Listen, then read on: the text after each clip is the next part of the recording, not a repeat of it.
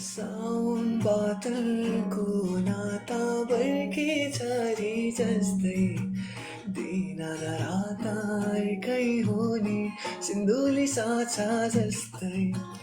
सुन भन जुन हेर कस्तो शीतल तिम्रो छायाको एउटै सहारा तिम्रो मायाको एउटै सहारा तिम्रै मायाको एकदम चुपचाप बस्नुहुन्छ त हजुर किन हो मुस्कान होइन चाहिँ एकदम तपाईँको भोइस राम्रो रहेछ ओके सुनिरहेको नि मजाले। अनि यसो चुपचाप सुन्दाखेरि पनि नबोल्दाखेरि पनि नि नभुले नि